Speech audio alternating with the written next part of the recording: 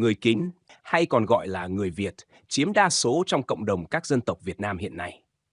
Với hơn 86% dân số cả nước, người Kinh không chỉ đóng vai trò trung tâm trong việc hình thành nền quốc gia dân tộc Việt Nam hiện đại, mà còn góp phần tạo dựng nền văn hóa đặc sắc kéo dài hàng nghìn năm. Câu hỏi về nguồn gốc người Kinh từ đâu, hình thành và phát triển như thế nào đã từ lâu trở thành một chủ đề được nhiều nhà nghiên cứu lịch sử, nhân học, ngôn ngữ học và khảo cổ học quan tâm. Để trả lời thấu đáo, chúng ta cần xem xét nhiều nguồn tư liệu, di chỉ khảo cổ học, các ghi chép lịch sử cổ đại, bằng chứng ngôn ngữ học và thậm chí cả các kết quả nghiên cứu di truyền học hiện đại. Trong bài viết này, tôi sẽ lần lượt phân tích những yếu tố căn bản liên quan đến sự hình thành của người Kinh, từ môi trường địa lý, cư dân tiền sử, các nền văn hóa khảo cổ, ảnh hưởng của giao lưu khu vực, vai trò của ngôn ngữ Việt, Tháo, Mường đến tiến trình lịch sử từ thời Hồng Bàng, Âu Lạc đến Bắc thuộc, rồi quá trình Nam tiến và hội nhập. Qua đó, ta sẽ thấy nguồn gốc người Kinh là một quá trình lâu dài, phức tạp, mang tính giao thoa văn hóa, sinh học, chứ không đơn thuần từ một cội nguồn duy nhất. N 1. Điều kiện địa lý và bối cảnh tiền sử. Lãnh thổ Việt Nam nằm ở vùng rìa phía đông của bán đảo Đông Dương, tiếp giáp với Trung Quốc ở phía bắc, Lào và Campuchia ở phía tây, Biển Đông ở phía đông và nam. Đây là khu vực có vị trí địa chiến lược quan trọng, đồng thời cũng là một trong những cái nôi sớm của loài người hiện đại tại Đông Nam Á. Theo các phát hiện khảo cổ, con người đã xuất hiện ở Việt Nam từ hàng chục vạn năm trước. Các di cốt người Homo erectus và Homo sapiens sơ khai được tìm thấy ở hang Thẩm Khuyên, Thẩm Hai, Lạng Sơn, Thanh Hóa, cho thấy từ thời Đồ Đá cũ, vùng đất này đã có người cư trú. Vào khoảng 40.000 ถึง 10.000 năm trước, cư dân săn bắt, hái lượm thuộc văn hóa Sơn Vi đã để lại nhiều dấu tích công cụ đá. Sang thời kỳ hậu kỳ đá mới, 10.000 ถึง 4.000 năm trước, nhiều nền văn hóa khảo cổ như Hòa Bình, Bắc Sơn, Quỳnh Văn đã phát triển, gắn liền với quá trình trồng trọt sơ khai, trồng lúa nương, củ, khoai và chăn nuôi bước đầu. Đặc biệt, văn hóa Hòa Bình, Bắc Sơn được coi là một trong những trung tâm khai sinh nông nghiệp lúa nước trên thế giới. Đây là nền tảng căn bản để hình thành bản sắc của cư dân nông nghiệp lúa nước sau này, vốn là cốt lõi của người Kinh. Samper 2. Các nền văn hóa khảo cổ hình thành cội nguồn. Văn hóa Phùng Nguyên khoảng 2.000 đến 500 TCN.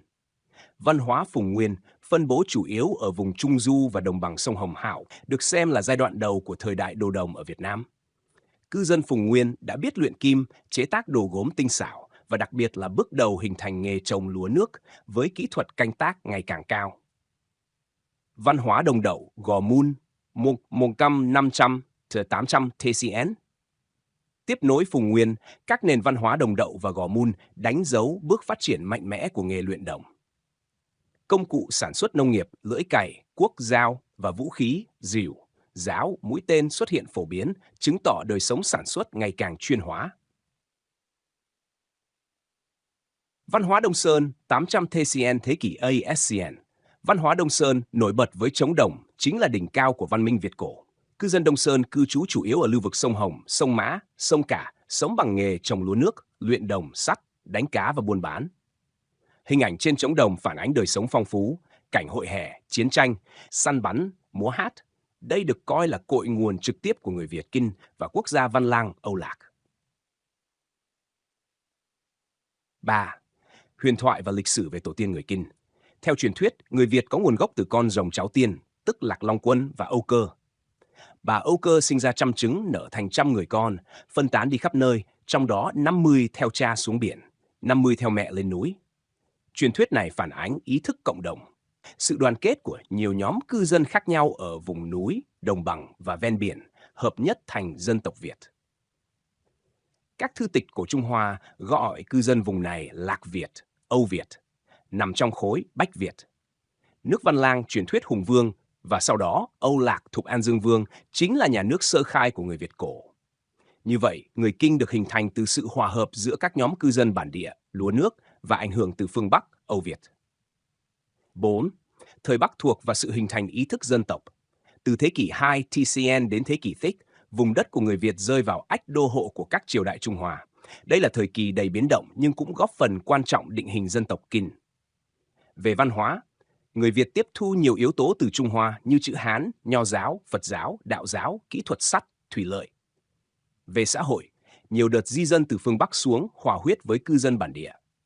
Về bản sắc, tuy chịu đồng hóa nhưng người Việt vẫn giữ nền tảng lúa nước, ngôn ngữ riêng, tiếng Việt cổ, phong tục tập quán đặc thù. Các cuộc khởi nghĩa Hai Bà Trưng, Bà Triệu, Lý Bí, Mai Thúc Loan thể hiện ý thức độc lập và tinh thần dân tộc mạnh mẽ. 5. Ngôn ngữ và dân tộc học. Ngôn ngữ của người Kinh là tiếng Việt thuộc ngữ hệ Nam Á, nhánh Môn Khmer gần gũi nhất với tiếng Mường. Điều này chứng minh người Kinh có nguồn gốc bản địa Đông Nam Á, khác biệt với tiếng Hán, Tạng của Trung Hoa. Nhiều nhà ngôn ngữ học cho rằng tiếng Việt ban đầu phát triển ở vùng Trung Du Bắc Bộ, sau đó chịu ảnh hưởng mạnh từ tiếng Hán do giao lưu và đô hộ. Ngày nay, tiếng Việt có đến 60% vốn từ gốc Hán Việt, nhưng cấu trúc ngữ pháp và nền tảng vẫn là ngôn ngữ Nam Á. Đây là minh chứng rõ rệt cho quá trình giao thoa văn hóa nhưng vẫn giữ bản sắc riêng. Nghiên cứu di truyền học hiện đại. Các nghiên cứu ADN gần đây cho thấy người Kinh mang đặc điểm di truyền pha trộn giữa cư dân bản địa Đông Nam Á, Australoid, Mongoloid cũ, vốn định cư ở đây từ thời tiền sử. Cư dân từ phương Bắc, Mongoloid phương Bắc, di cư xuống trong thời kỳ cổ trung đại. Sự pha trộn này đã diễn ra liên tục trong hàng nghìn năm, tạo thành quần thể đặc thù của người Kinh hiện nay, vừa gần gũi với cư dân Đông Nam Á lục địa, vừa có liên hệ với các nhóm ở Hoa Nam. 7. Quá trình nam tiến và mở rộng không gian văn hóa. Từ thế kỷ Sĩ, sau khi giành được độc lập dưới triều Ngô Đinh Tiền Lê Lý, người Việt bắt đầu mở rộng lãnh thổ xuống phía Nam, quá trình gọi là Nam tiến. Trong tiến trình này, người Việt tiếp xúc và đồng hóa với các dân tộc Chăm, Khmer và các tộc bản địa ở Nam Bộ. Văn hóa Việt mở rộng, dung hợp thêm nhiều yếu tố mới như kiến trúc Chăm, tín ngưỡng Ấn Độ, Phật giáo Nam Tông. Điều này khiến người Kinh trở thành một cộng đồng ngày càng đa dạng, phong phú, trải dài từ Bắc chí Nam. 8. Sự hình thành người Kinh hiện đại. Đến thế kỷ 1920, dưới thời nhà Nguyễn và sau đó là thời Pháp thuộc, khái niệm người An Nam hay người Việt được sử dụng rộng rãi. Sau cách mạng tháng 8 1945, tên gọi chính thức người Kinh được đưa vào danh mục 50 dân tộc Việt Nam để phân biệt với các tộc người thiểu số khác.